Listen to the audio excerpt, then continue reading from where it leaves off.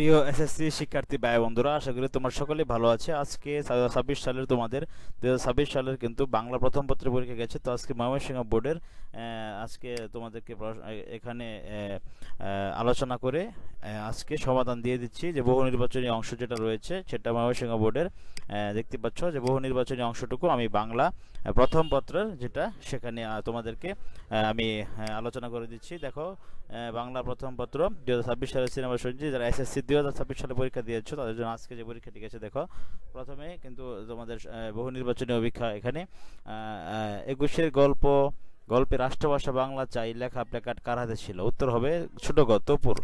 সেই দিন এই মাঠ কবিতা লক্ষ্মী পাচকের কণ্ঠে কোনটি বার্তা ধ্বনিত হয়েছে? উত্তর হচ্ছে বড় গ মঙ্গল। ঠিক আছে। বই পড়া প্রবন্ধে একদল বাজিকর বলতে লেখক কাদের প্রতি ইঙ্গিত করেছেন? উত্তর হবে শিক্ষার্থীদের। ঠিক আছে। তারপরে 4 নাম্বার দেখো, উদ্দীপকে উল্লেখিত বাবার সঙ্গে জীবন বিনিময় কবিতা বাবরের মিল কিসে? তো এই কবিতাটাকে তোমরা একটু পড়ো। তো দেখতে পাচ্ছ এটার উত্তর হবে ক অপেত্য স্নেহ। ঠিক আছে, এটা হচ্ছে ক উত্তর। তারপরে দেখো এখানে উদ্দীপকটি আমরা পড়ি। বাবা কিন্তু সাইকেল নিজে একবারও চড়েনি, কিন্তু তার মেয়ের স্বপ্ন পূরণ করেছে। ছেঁড়া জুতো পায়ে ভাঙা চশমা চোখে করা রোদ্দুরে শুকনো মুড়িতে বাবার দিন কেটেছে, কিন্তু অভিযোগ করেনি কারো কাছে। এটা হচ্ছে উদ্দীপক। দেখো উদ্দীপকের বাবার সঙ্গে বাবরের বৈপরীত্য রয়েছে। এখানে দেখো 1 ও 2, এটা হচ্ছে উত্তর। আর্থিক অবস্থায় জীবন বিসর্জনে। ঠিক আছে, ক নাম্বার হবে উত্তর। 6 নাম্বার দেখো, যা পুরনো শুষ্ক মরা অদরকারি কাল বৈশাখের একটি ফুয়ে উড়ে দিতে এখানে বৈশাখ কিসের প্রতীক? এখানে উত্তরটা হবে খ পরিশুদ্ধতার প্রতীক। বৈশাখের উত্তর হচ্ছে খ পরিশুদ্ধতার। তারপরে দেখো 7 নাম্বার, এমন দিনে তারে বলা যায় এমন ঘন ঘোর ভরিষায়। উদ্দীপকের মর্মার্থ বৃষ্টি কবিতার কোন পংক্তিতে বিদ্যমান? উত্তর হবে ছোট গ তৃষিত বনের সাথে জেগে ওঠে তৃষাপ্ত মন। ঠিক আছে, এটা হচ্ছে উত্তর। ঠিক আছে। তারপরে দেখো 8 নম্বরে, এইবার আমি যাই উষ্টের রশি ধরিয়া অগ্রে তুমি উঠে বসো উঠে। এই কথার মধ্য দিয়ে উমরের কোন চারিত্রিক বৈশিষ্ট্য প্রকাশ পেয়েছে? উত্তর হবে সাম্যবাদিতা। ঠিক আছে, সাম্যবাদিতা প্রকাশ পেয়েছে। সমবিবাহার শব্দের অর্থ কি? উত্তর হবে সাহচর্য।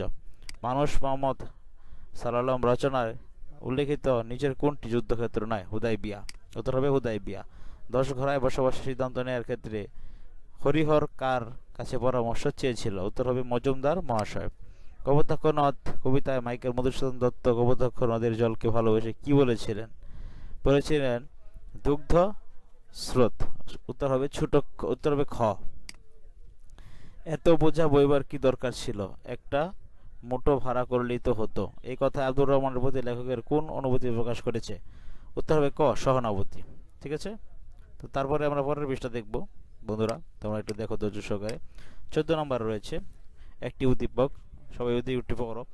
সবাই তৃষ্ণা মেটায় নদীর জলে, কি তৃষ্ণা জাগে সেই নদীর হিয়া তোলে, বেদনার মহাসাগরের কাছে কার সন্ধান?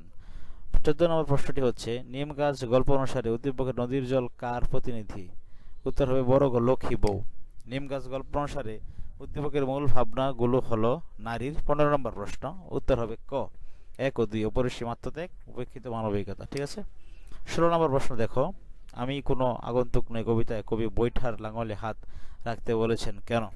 উত্তর হবে খ অস্তিত্ব প্রমাণের জন্য। একজন শিক্ষক সামগ্রিকভাবে প্রভাব ফেলে, কেউ বলতে পারে না তার প্রভাব কোথায় গিয়ে শেষ হয়। হেনরি অ্যাডামস উদ্দীপকের বক্তব্য বই পড়া প্রবন্ধের কোন কথার প্রতিফলন ঘটেছে? উত্তর হবে ছোট গ শিক্ষা কেউ কাউকে দিতে পারে না।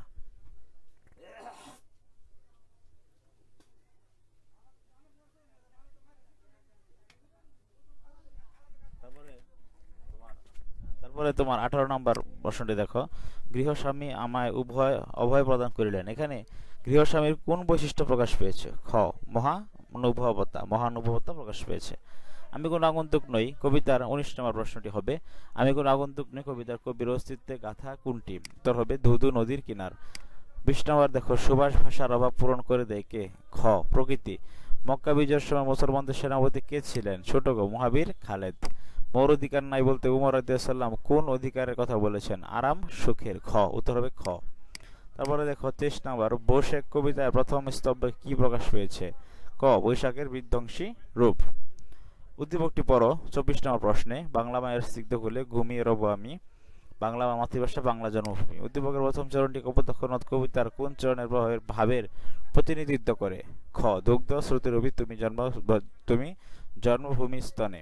উদ্দীপক কপোতাক্ষ নদ কবিতার যে বক্তব্য ফুটে উঠেছে তা হলো ক, স্বদেশের প্রতি ভালোবাসা, বাংলা ভাষার প্রতি অনুরাগ। প্রত্যুপকার গল্পে স্বকৃতজ্ঞ প্রত্যুপকারী ব্যক্তিটি কে?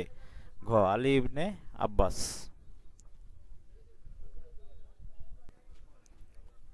26 নম্বর প্রশ্ন, প্রত্যুপকার গল্পে স্বকৃতজ্ঞ প্রত্যুপকারী ব্যক্তিটি কে? উত্তর হবে আলী ইবনে আব্বাস।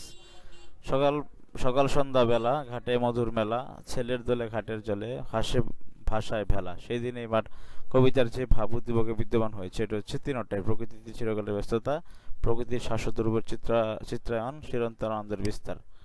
28 নম্বর প্রশ্ন, প্রাণীদের বাঁধন থেকে মুক্তির জন্য কোনটি প্রয়োজন? অন্নবস্ত্রের সমস্যার সমাধান। 29, জীবসত্তার ঘর থেকে মনুষ্যত্তার ঘরে উঠবার মই কোনটি? শিক্ষা। দগ্ধ করে নরবরে খুঁটি ধরে কে দাঁড়িয়ে আছে? ক, উত্তর হবে মোল্লাবাড়ির বিধবা। তো বন্ধুরা, আশা করি তোমরা বুঝতে পেরেছ, যারা এসএসসি পরীক্ষার্থী 2026 সালে আজকে পরীক্ষাটি দিয়েছ, তোমাদের আশা করি অনেকগুলো প্রশ্ন হয়েছে। তো আমি তোমাদের জন্য আজকে এটির যে প্রশ্নপত্র উত্তর বিশ্লেষণ নিয়ে এলাম। তো এই ছিল আজকের মতো। ভালো থাকুন সকলে চ্যানেলটি সাবস্ক্রাইব করবে চাকরি পাওয়ার জন্য, শিক্ষামূলক ভিডিও পাওয়ার জন্য।